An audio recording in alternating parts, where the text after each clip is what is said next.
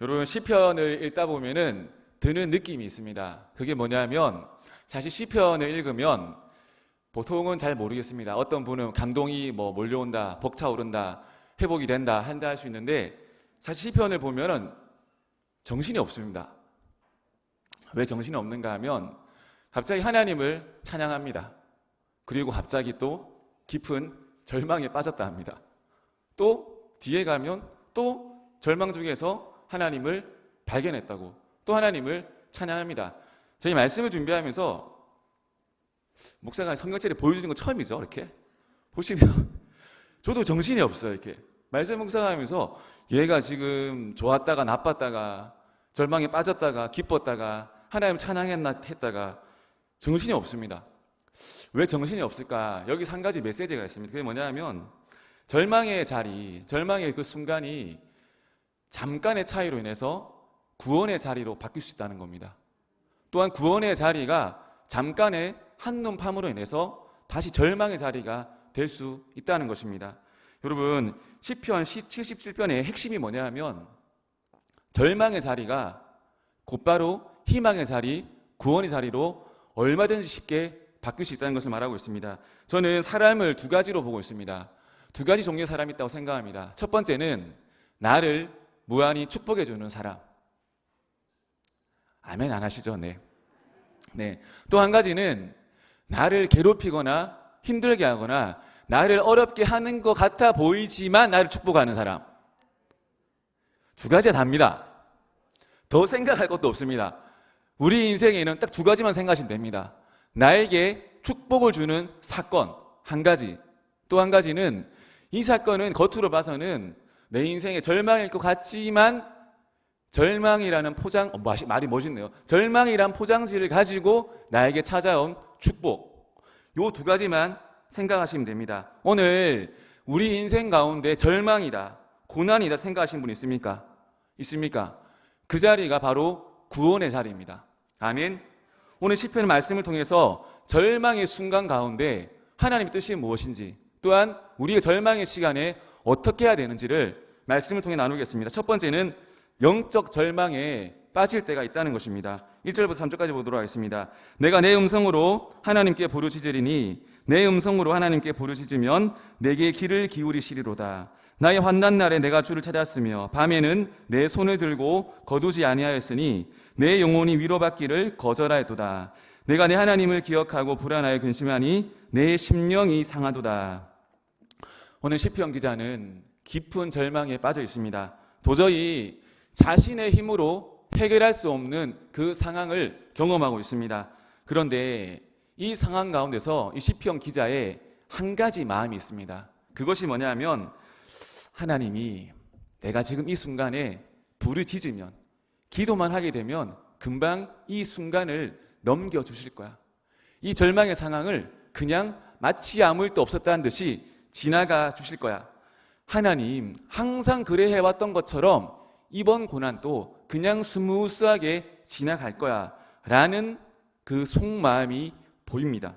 그런데 여기서 문제가 생겼습니다. 문제가 뭐냐면 기도를 하는데 마음의 평안함이 없습니다. 응답을 받아야 되는데 응답이 없습니다. 점점 더 마음속에는 불안과 근심만 더해져 가고 있습니다. 여러분, 우리 인생 가운데 언제 불안하십니까? 언제 인생이 불편하다고 느끼십니까? 언제냐 하면 내가 내 생각과 다르게 내 인생이 흘러갈 때, 내가 분명히 진학하고자 했던 학교가 있습니다. 그렇죠? 진학을 앞두고 내가 생각했던 학교가 있습니다. 내가 취업을 앞두고 생각했던 직장이 있습니다. 내가 결혼을 앞두고 계획했던 이상형이 분명히 있습니다. 내가 그려왔던 인생의 계획이 블루프린트가 있는데 그것이 어긋날 때, 그것이 깨질 때 우리 인생의 불안함을 느낍니다. 여러분, 이제 고3들 시험을 받지 않습니까? 대학을 가게 되면 제가 돌이켜보면은 20살 때 공부도 참 열심히 했지만 방황도 했던 것 같습니다. 근데 왜 방황했는가 지금 돌아보니까 내가 고3 때 계획했던 것들이 있거든요. 내가 가고자 했던 학교와 학과가 있었습니다. 근데 그것이 이루어지지 않았을 때 대학 가가지고 괜히 하나님께 반항했던 것 같습니다. 하나님, 제가 고3 때 그렇게 많이 기도했는데, 눈물을 가지고 기도하고 철회하고 기도했는데 왜 내 계획대로 안 되었습니까? 라는 그 마음이 조금 남아있으니까 대학생이 돼가지고 마음속에 뿔뚝성이 튀어나온 것 같아요. 앞에서 뿔뚝성이라면 모르시죠? 마음속에 어떤 불만이 튀어나왔던 것 같습니다. 여러분, 그때 저 같은 목사가 있어가지고 이거 알려줬으면 방황 좀 덜 했을 텐데, 그죠? 무슨 말인지 잘 모르십니까? 예. 여러분, 이때가 내 인생과 내 계획과 이게 틀어질 때가 굉장히 중요한 때입니다. 내 계획과 의도가 무너질 때는 어떤 때냐면 바로 하나님이 내 인생에 적극적으로 개입하시는 시기입니다. 내 계획과 내 생각이 무너질 그때가 하나님이 나에게 말씀하시는 시기입니다. 그때가 바로 우리 인생의, 우리 신앙생활의 터닝 포인트입니다. 여러분, 그래서 내 뜻대로, 내 생각대로, 내 판단대로 안 됐다고 해가지고 절망하실 필요가 없습니다. 하나님의 계획이 분명히 나 가운데 있다는 것을 신뢰해야 됩니다. 3절 보시면 내가 하나님을 기억하고 불안하여 근심하니 내 심령이 상하도다. 이전에는 내 인생의 문제들이 술술 다 잘 풀렸습니다. 특별히 근심 걱정할 일이 없었습니다. 하는 일마다 다 평탄하게 갔습니다. 그런데 이상하게 지금 다 막혀 있습니다. 불안과 근심이 몰려옵니다. 여러분, 하나님께서 우리 인생 가운데 깊은 절망을 경험할 때가 있습니다. 특별히 우리 인생 가운데 육체의 약함을 겪게 하실 때가 있습니다. 기독교에 내려오는 고전 용어가 있습니다. 아플 때 무슨 시간? 옆을 보시면 안 되죠. 옆은 불교 신자가 아닙니다. 옆에도. 아플 땐 기도하는 시간. 오늘은 아멘 안 하시자고 이렇게 약속하신 거 아니시죠? 이렇게. 아플 땐 기도하는 시간입니다. 이번에 있는 시간에는 무슨 시간입니까? 말씀 보는 시간입니다. 아직까지 기독교 고전이 전파가 안 된 모양입니다. 실제로 주변에 보면 분명히 육체의 아픔으로 시작해가지고 나중에는 완전히 변화되어서 돌아오는 경우들을 참 많이 보았습니다. 분명히 아프기 전에는 나이스하지 않았던 그 인간이, 그 사람이 깊은 육체의 아픔 가운데서 하나님을 만나고 놀라운 하나님의 사람으로 온유한 모세로 변화되어 돌아오는 경우들을 참 많이 보았습니다. 저도 20대에 딱 20대 중반에 사고로 7개월 입원해 있었습니다. 사실 두 달 동안 다 나았거든요. 나았는데 행정적으로 절차가 필요해서 5개월을 더 입원해 있었습니다. 2달 동안 제가 뭐 했겠습니까? 아니요, 이렇게 말씀이라뇨. 이렇게 2달 동안 정말 열심히 TV를 봤습니다. 여러분, 2주가 지나면 병원에서는 왕고가 됩니다. 넘버1이 됩니다. 2주면 병원은 내 것이 됩니다. 리모컨을 일단 제자리에 둡니다. 두고 2달 동안 보고 싶은 채널 다 봅니다. 다 봅니다. 밥 시간 되면 밥 나오죠. 밥 먹고 간식 먹고 또 친구들 놀러 오면 또 친구 만나고 또 TV 봅니다. 밤새 TV 봅니다. 나의 자리 어디 자리? TV 앞자리. 2달 동안 정말 열심히 TV를 봤습니다.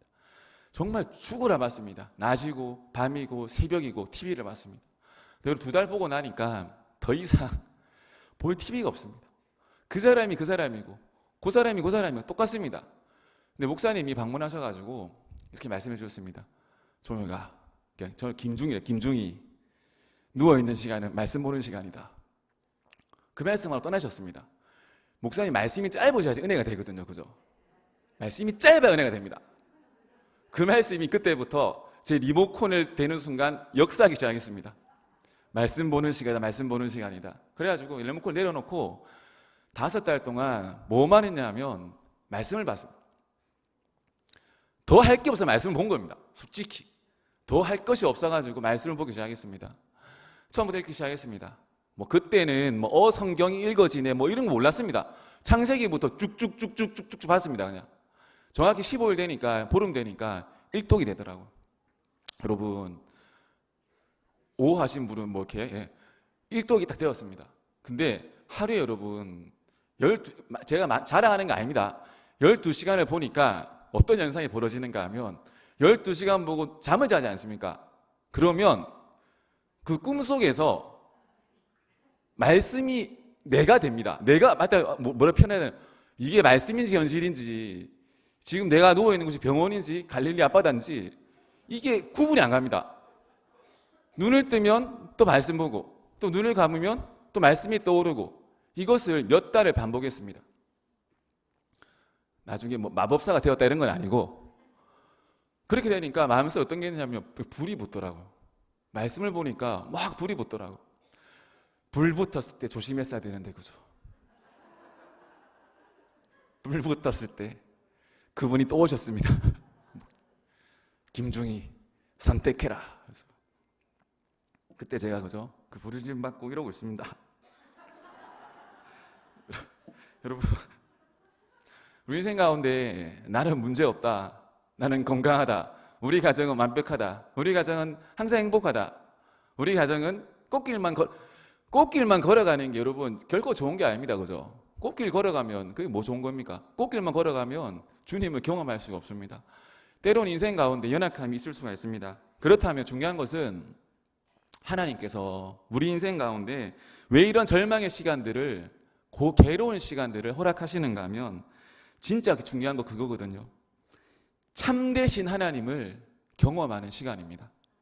이전에는 우리가 이렇게 피상적으로 그냥 느낌적으로 감각적으로 습관적으로 믿어왔던 알아왔던 그 하나님이 어떤 의미에서는 하나님과 가까이 가려 하지 않았던 그 거리가 영적 절망을 통해서 참되신 하나님을 경험하게 됩니다. 그래서 절망의 시간은 다른 의미로 보자면 축복의 시간입니다. 하나님을 만나는 통로의 시간입니다. 그 시간이 바로 절망의 시간입니다. 내가 믿어왔던 가짜 빛이 완전히 사라지고 참되신 빛 대신 예수님을 만날 수 있는 시간이 절망의 시간입니다. 얼마 전에 우리 사랑하는 우리 민복기 장로님께서 영화를 보여주셨습니다. 감사합니다, 형님. 다른 장로님 또 죄송합니다. 영화 제목이 올빼미입니다. 올빼미. 저는 무슨 내셔널 지오그래픽인 줄 알았는데 국산 영화였습니다. 내용이 뭐냐 하면 낮에는 막 불이 비추잖아요. 이 주인공이 보지를 못합니다. 근데 밤이 되지 않습니까? 모든 세상의 불이 다 꺼지면 그때부터 이 올빼미, 이 사람의 주인공의 눈이 보이기 시작하는 겁니다. 아무도 신기하게 안 생각하시네요. 다 그러십니까? 저는 되게 신기했는데 세상의 불이 다 꺼진 뒤에 비로소 그의 눈이 열리게 됩니다. 저는 영적 침체 기간도 마찬가지라고 생각합니다. 세상에 불 끄는 시간이거든요. 너무 우리 세상 속에 매여 있으니까 너무 우리 상황 속에서 몰두해 있으니까 영적인 눈이 열리지 않는 겁니다. 그럴 땐 하나님이 세상의 빛을 닫으십니다. 그리고 그 암흑 가운데서 누구를 바라보게 하시는가 하면 하나님을 바라보게 만드십니다. 절망의 시간은 세상 사람들이 볼 때는 절망의 시간입니다. 고난의 시간입니다. 아픔의 시간이고 눈물의 시간이지만 하나님의 눈에서는 하나님을 만날 수 있는 시간, 하나님의 말씀을 들을 수 있는 시간, 축복의 시간임을 우리는 믿어야 할 것입니다. 제가 신대원 다닐 때 한 목사님이 설교를 하러 오셨습니다. 이 목사님의 간증이 뭐냐면 사실 목사님의 눈빛이 저는 애사롭지 않았습니다. 그래서 저는 이분이 오늘 놀라운 말씀을 들어줄 것이다. 그 생각에 큰 게 목사님 아니셨거든요. 저는 앞자리에 서가지고 이 목사님의 설교를 정말 크게 경청했습니다. 이 목사님의 내용이 뭐냐면 목회를 하시면서 성도분들이 힘들고 아프고 어려운 일이 있을 때 찾아가셔가지고 하나님이 위로해 주실 것입니다. 하나님이 치료해 주실 것입니다. 하나님이 함께 해 주실 것입니다. 라고 그렇게 사역을 하셨다고 합니다. 그런데 어느 날 어느 날 이 목사님의 가정에 엄청난 절망의 시간이 찾아왔다고 합니다. 본인이 사역할 때 성도분들이 힘들어했을 때는 하나님이 함께 하실 거라고 말을 했는데 정작 본인이 겪을 그 절망의 시간들을 겪을 때는 본인이 정말 어떻게 해야 될지, 무엇을 진짜 의지해야 될지, 무엇을 바라봐야 될지 아무것도 생각이 나지 않았다고 합니다.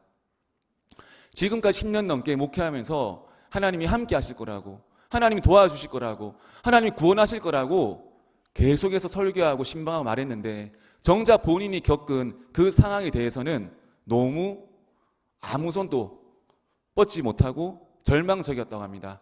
그때 이 목사님을 예수님이 만나 주셨다고 합니다. 인격적으로 만나 주시고 참된 인격적인 만남을 이때 가졌다고 합니다. 근데 여러분, 하나님을 깊이 만난 뒤에 이분에게 일어난 변화가 뭐냐면 이전에는 하나님을 소유하려고 했다는 거예요. 내가 하나님을 통해서 교회를 세우고 사람을 세우고 어떤 것들을 이루어가는 것을 꿈꿨다고 합니다. 계속해서 발전하고 성장하는 것을 꿈꿨다고 합니다. 근데 참되신 하나님을 만나고 나서 변화된 것이 뭐냐 하면 하나님과의 교제, 하나님과의 사귐, 그 사귐의 기쁨을 체험했다고 합니다. 아, 하나님 나에게 원하시는 것은 하나님을 통해서 무언가를 이루는 것이 아니라 하나님과 함께 인생을 걸어가는 거구나. 하나님과 함께 동행해 나가는 것을 배웠다고 합니다. 그래서 참 기뻤는데 한 가지 아쉬운 게 뭐냐 하면 그걸 깨닫고 나서 나이가 너무 든 상태에서 그걸 깨달았다고 합니다. 그래서 우리들에게, 젊은 전도사님들에게 이렇게 권면하였습니다. 하나님을 믿고 섬길 때 대충 아는 것처럼, 하나님에 대해서 다 아는 것처럼, 다 경험한 것처럼 그렇게 하나님을 섬기지 말고 하나님을 섬길 때 마음을 다해서 간절하게 섬기라고.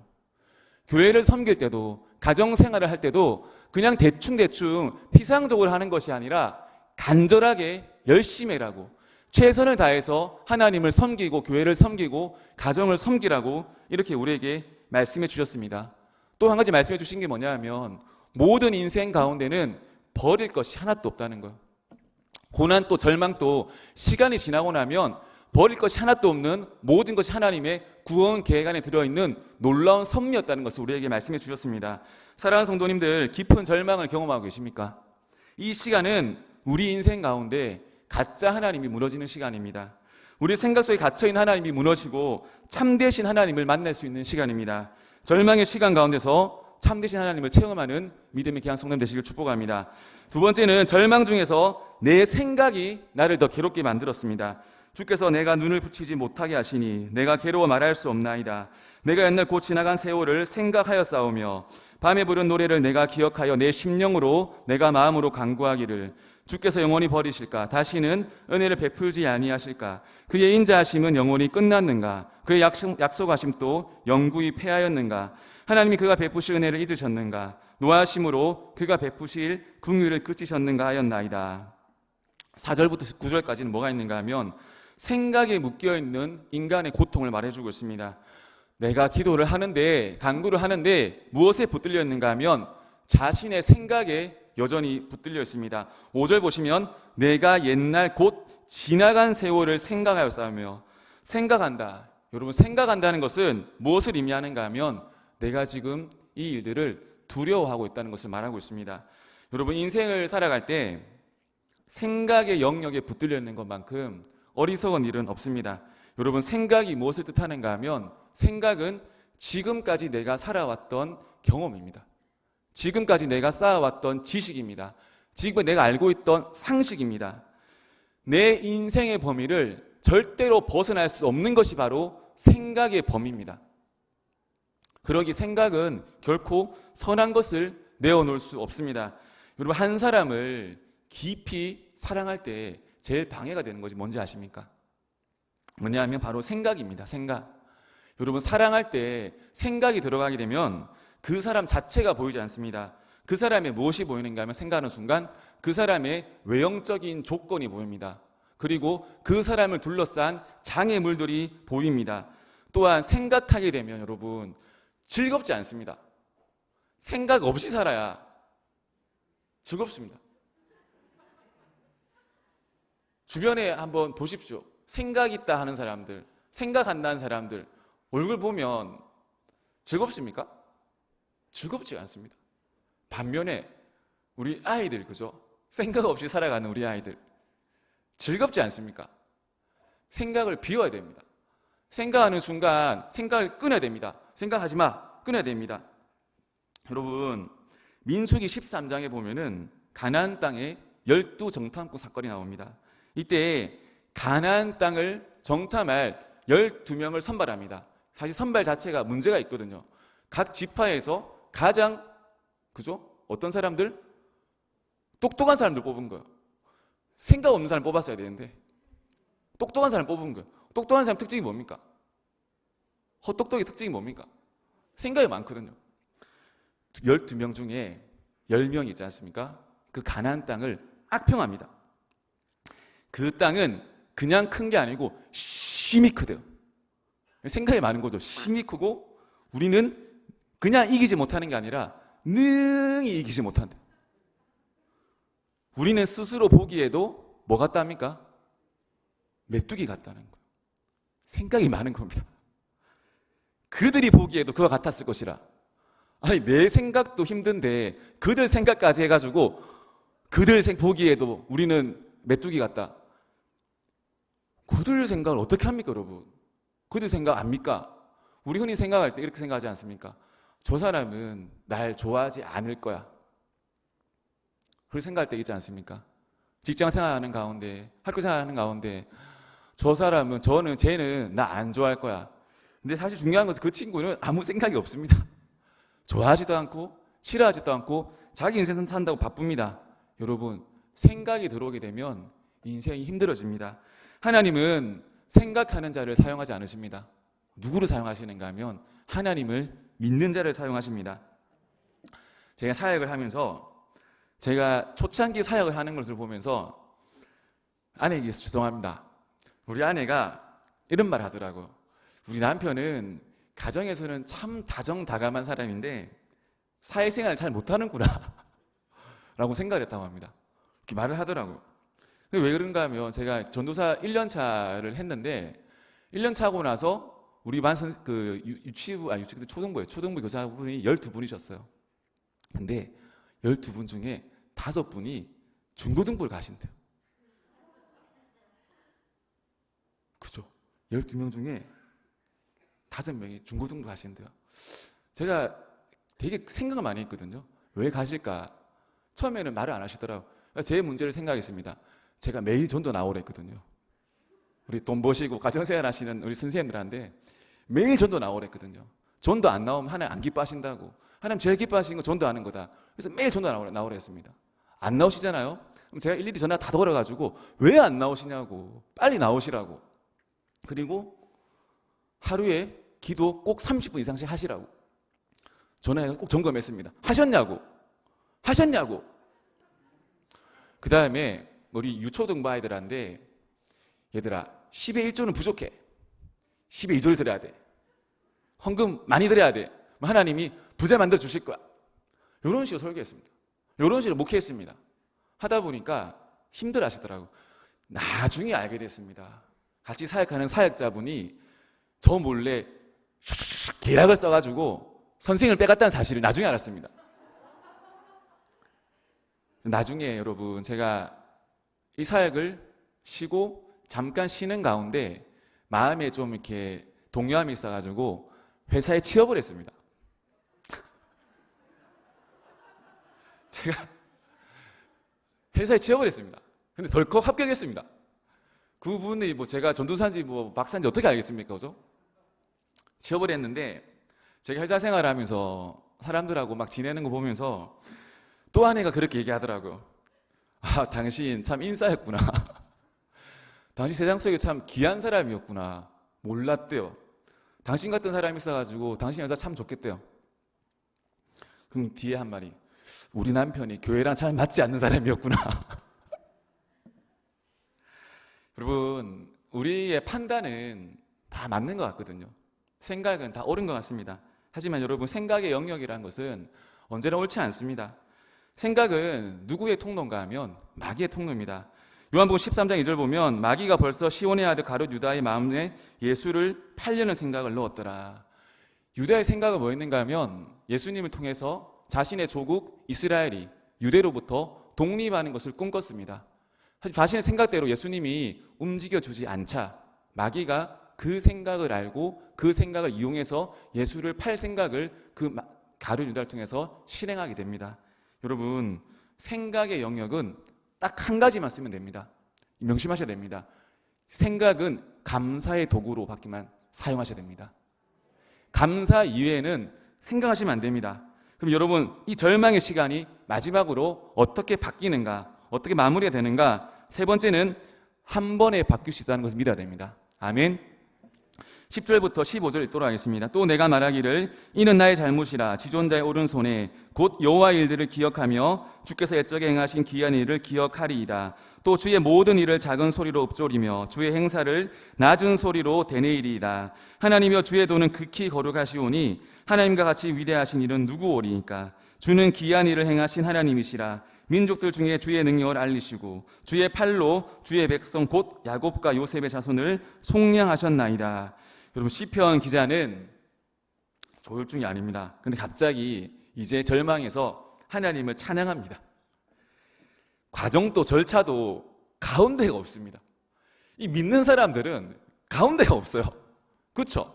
오늘 절망했다가 기도 잘 일어나서 다시 기뻐하는 인생, 이것이 사실 힘 있는 인생입니다. 여러분, 인생을 바라보는 세상의 관점은 뭐냐 하면 점점점 발전해 나가라는 거거든요. 하루 발전해 나가라는 겁니다. 너 인생이 새로워지고 싶어? 그러면 먼저 눈을 떠서 이불을 개. 새벽 5시에 인생을 살아봐. 하루에 15시간씩 책상에 앉아있는 것을 경험해봐. 그러면 너희 인생이 변할 거야. 이렇게 세상은 속삭입니다. 틀린 이야기는 아니지만 틀렸습니다. 하지만 하나님의 원리는 무엇인가 하면 한 번에 변화될 수 있습니다. 어떻게 할 때? 주님을 바라볼 때, 주님을 믿을 때, 주님을 의지할 때 한 번에 변화됩니다.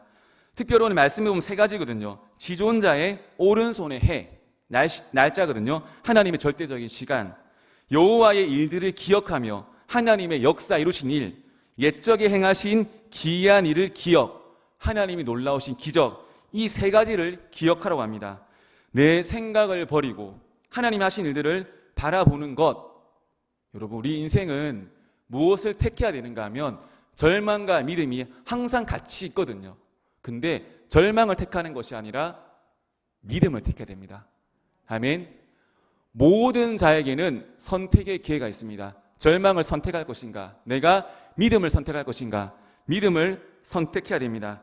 성도님들의 인생을, 우리 모두의 인생을, 믿기 전의 인생을 말할 때 무엇이라 말하는가 하면 애굽의 삶이라 합니다.